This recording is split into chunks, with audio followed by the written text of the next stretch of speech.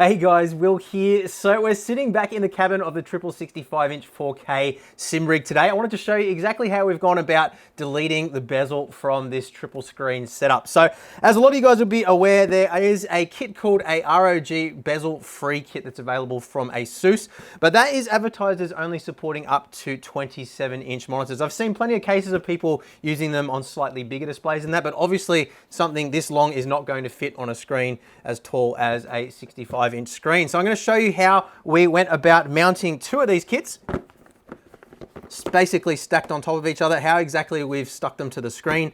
And yeah, hopefully by the end of this video, you'll have a good understanding of how you can achieve a similar result to what we have in this sim rig. Now, I do want to say before we get started here, some of the methods that we've used here are a little bit questionable. There is risk of damaging your panels. I kind of took one for the team here and kind of experimented with a few different types of adhesive and things like that to sort of try and find the best way to stick these to the screens without damaging them. And so far, we haven't had any problems. There hasn't been any issues with residue seeping into the panels or anything like that. But if you do decide to do what we've done in this video, you are doing it at your own risk. I'm not going to be responsible for any damage to any of your equipment by trying this for yourselves at home. But without further ado, let's get into it. I'll show you how we got this done.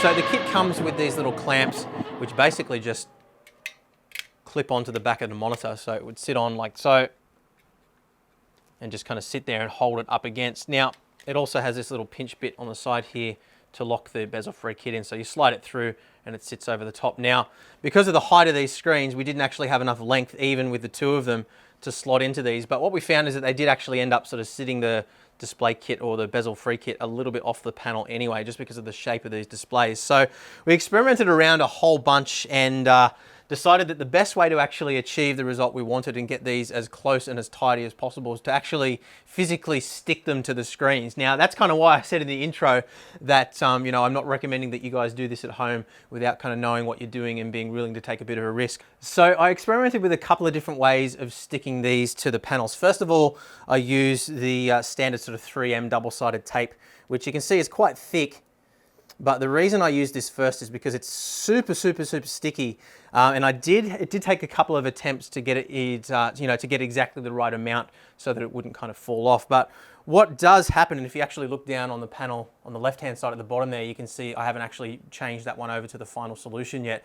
You can see I've used a small length, maybe about 2 inches there, and that was just enough to stick them to the panels. But there is a little bit of a distortion there where it bends the light, refracts the light a little bit and kind of ruins the effect. It doesn't really, you know, show up in the footage so much when I'm driving, but it does sort of catch my eye when I'm sitting in the rig. So that kind of, it worked, and you know, I was happy with this stuff from the standpoint of it sticks really well, but it doesn't leave any residue behind. You do need to be really careful when you remove it from the panel. Obviously, if you just pull, it could cause all sorts of damage, but if you kind of pull it off, kind of like those 3M sticky wall hook things that you can buy, if you're really careful with how you remove it, it does come off without leaving any residue. And we had these running on there for probably 3 or 4 weeks. It didn't absorb into the panels or anything like that, so it seemed to work quite well, but again, at your own risk.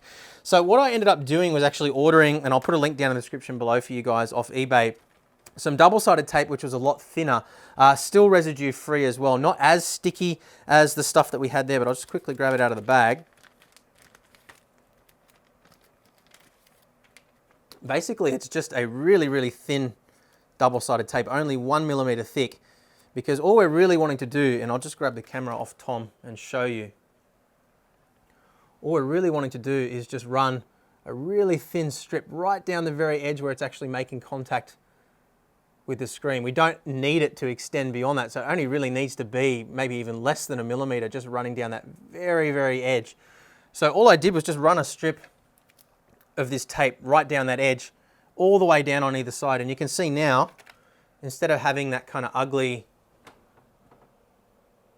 effect going on there with the 3M tape, we've got a tiny little bit of a rainbow effect going on the side there, but very minimal. And because we've run it the entire length of the panel, it keeps it stuck down all the way down. And when we come back to the seating position, you really don't see that at all. So it's pretty good.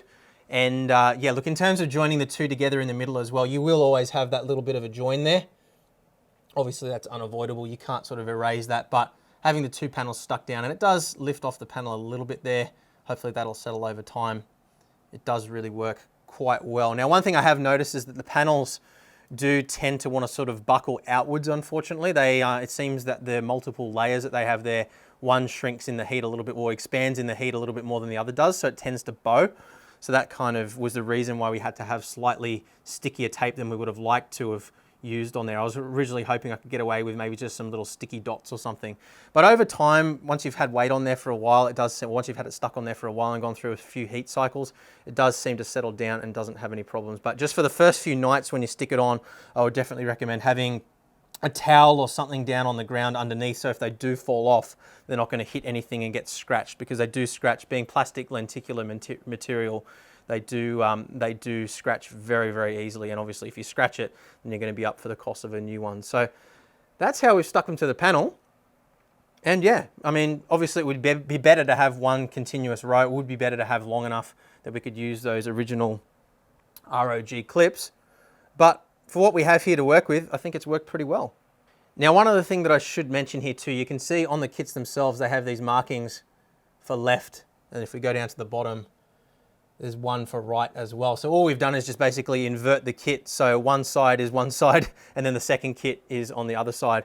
It doesn't seem to have any impact whether you choose left or right either way though. I wondered whether maybe they bent the light slightly differently, but it doesn't seem to be the case. The other thing that is important though is there is a bit of a sweet spot in terms of the measurement of the screens. So you can see this little protractory thing that they include in the kit has a measurement of 120 and 130 degrees, and that is what they determine to be the optimum measurement for the best effect. Now, our screens unfortunately don't fit exactly within that. If I hold that there on the top of the screen, it's a bit crude. I can't really hold it properly while I'm holding the camera, but it ends up being a little bit more than 120 degrees.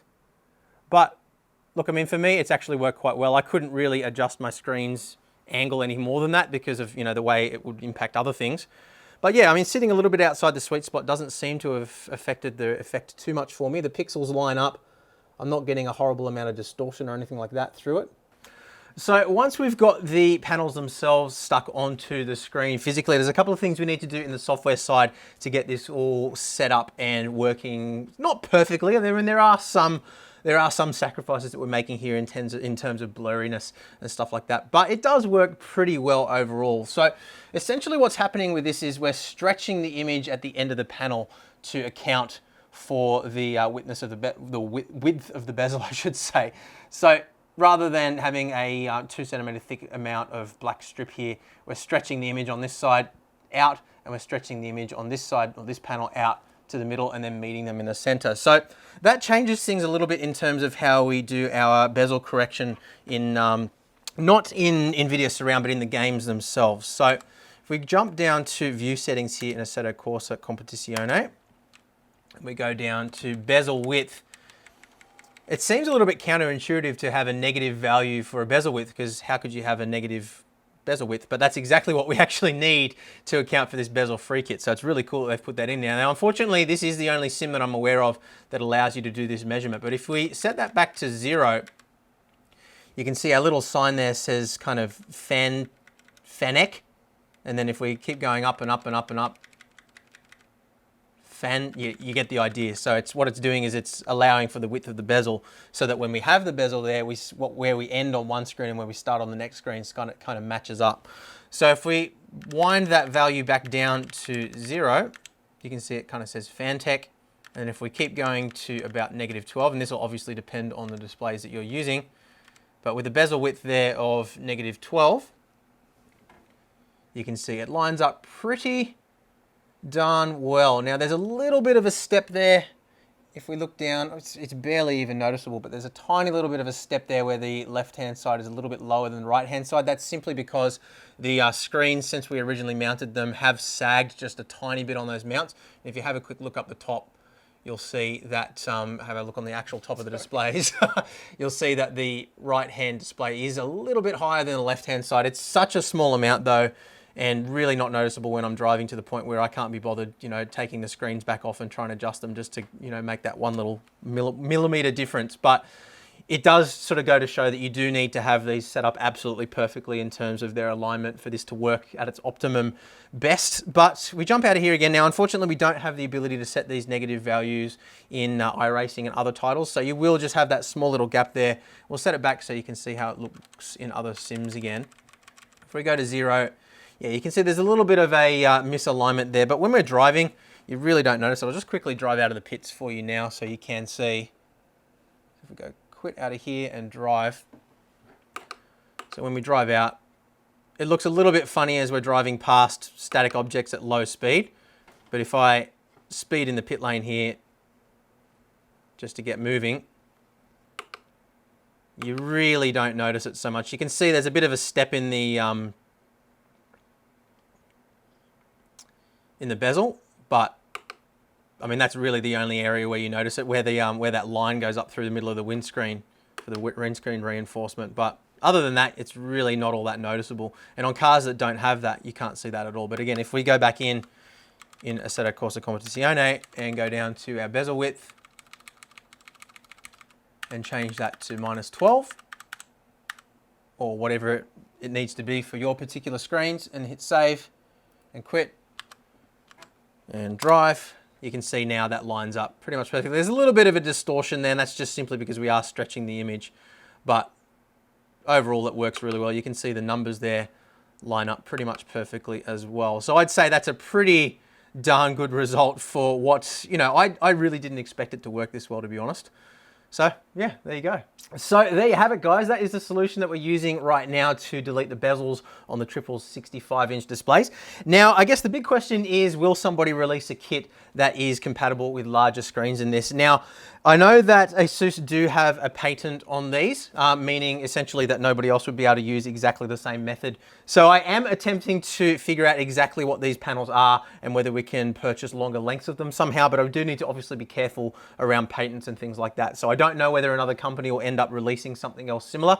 Yeah, at this point in time, we just don't know, but we'll obviously keep you guys informed. If we do come up with a solution and it's legal and everything, we'll definitely let you guys know. But that's how we've done it. Hopefully this video has helped you guys out. And if you do want to order one of these bezel-free kits, they do come up on Amazon quite frequently, quite a lot cheaper than I've seen in retail stores. I ended up paying about half what I could have bought this from a retail store. So I'll put some links down in the description for you guys as well, so you can pick these up off Amazon, which seems to be the cheapest place. Those are affiliate links as well. So if you purchase from Amazon, it does send a small commission our way that helps out with keeping the channel running. So thank you very much for your support there too. But that's it for today's video. Leave a thumbs up if you found it helpful, and consider subscribing if you haven't already, so you don't miss future videos, driving as well as yeah, showing you how we put all these things together and reviewing lots of really cool hardware. So thanks very much for watching, guys. We'll see you again soon. Bye.